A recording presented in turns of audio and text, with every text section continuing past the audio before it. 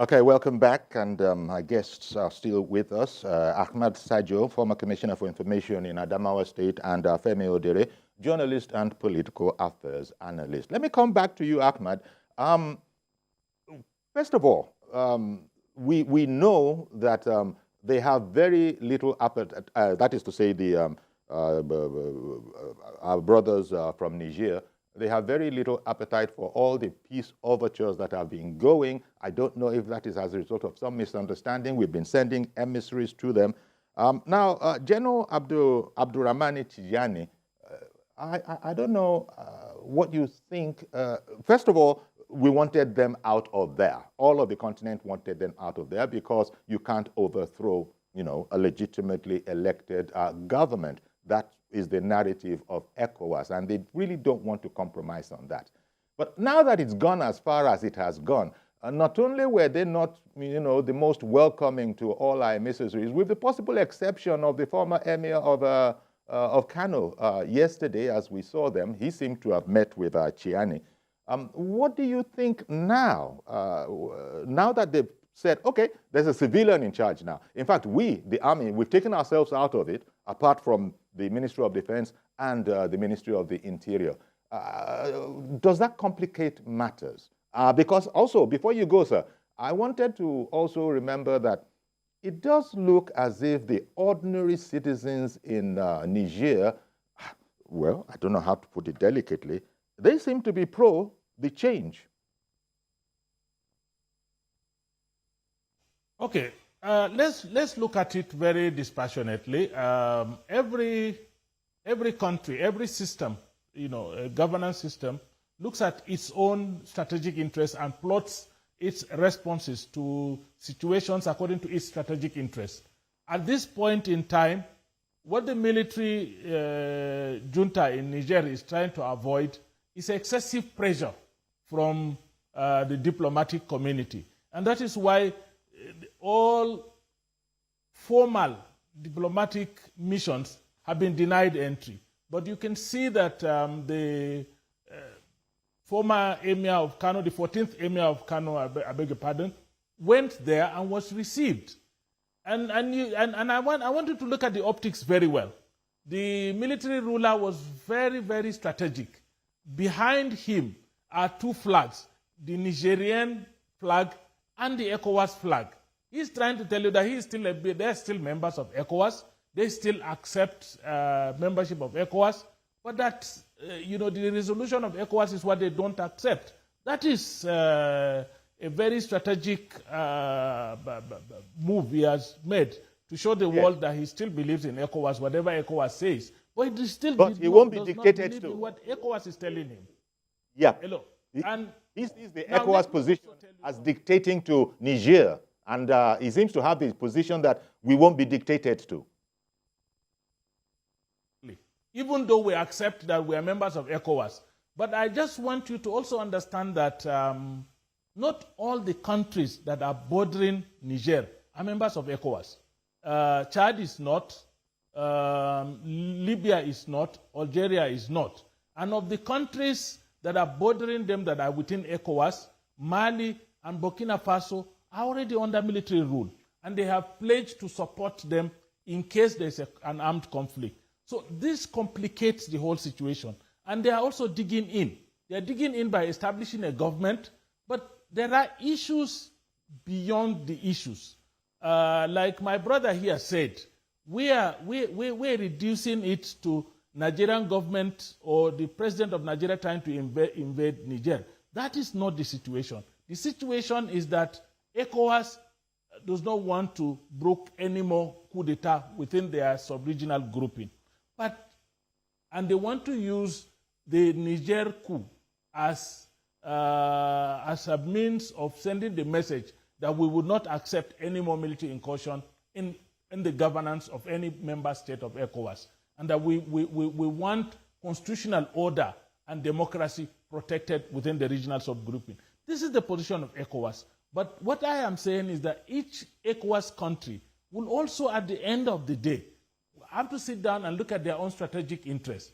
It's not possible for Burkina Faso and Mali that are governed by military rulers to say they don't support a coup d'etat in Niger. That is totally unexpected. You should know this.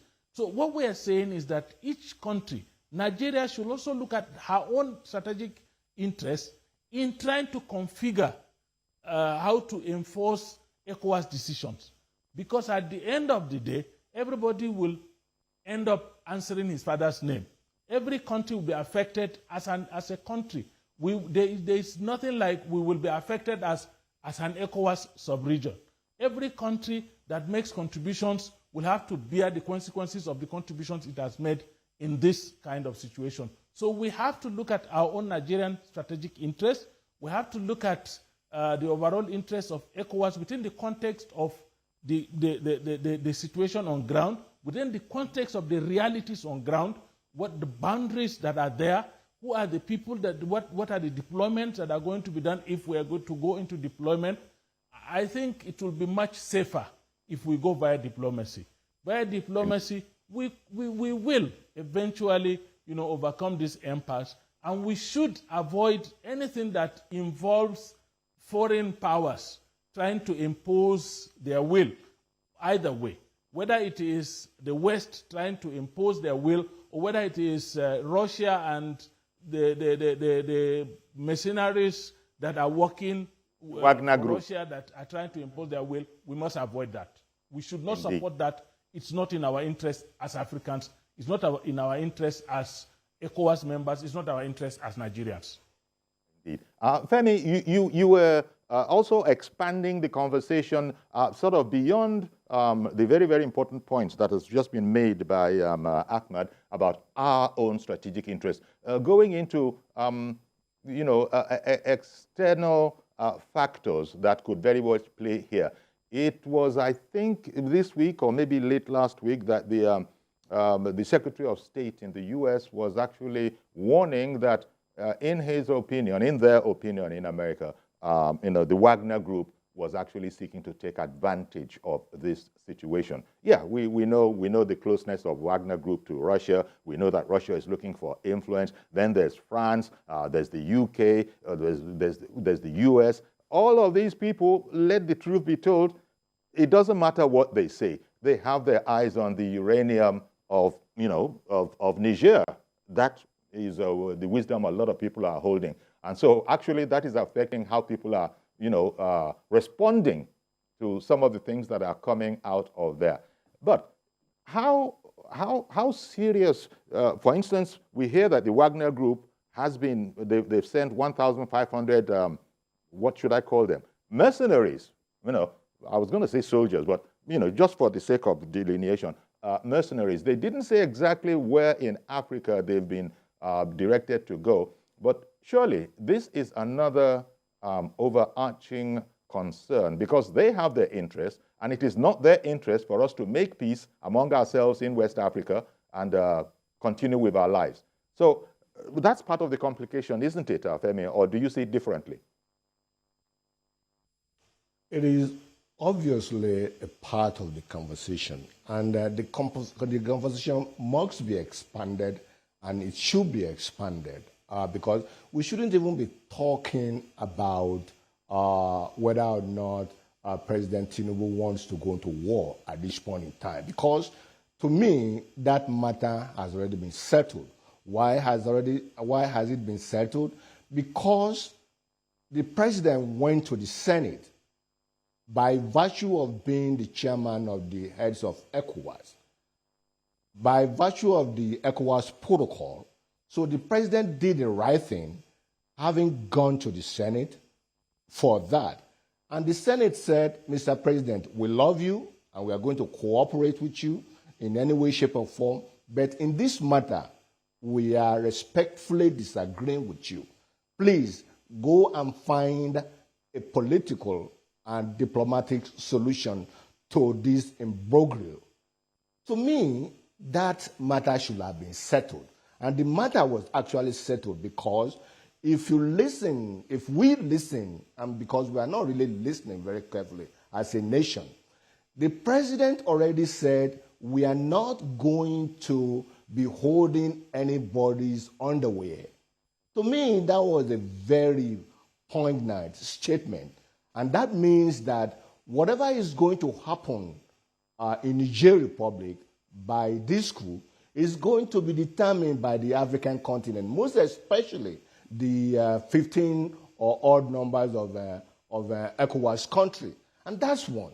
And the media should have advanced the conversation rather than being in this merry-go-round, going in a circle, kind of, it is President Tinubu who wants to go to war and all of that. And that has always been the unfortunate sing-song from all the from all the opinion molders that the media has been talking with. So, to me, the role of the Senate, too, is very significant, and has been very significant because, why?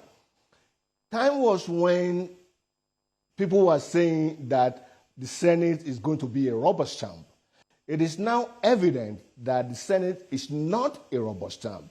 The Senate has actually, by this advice to the president, asserted their independence through the leadership of the Senate President, Godswill Akpabio. So that is one component, and the matter actually ought to have been read by the media there. And then we move to the next conversation. And the next conversation here, it seems to me, is that who is actually truly a Nigerian? And why do I say that?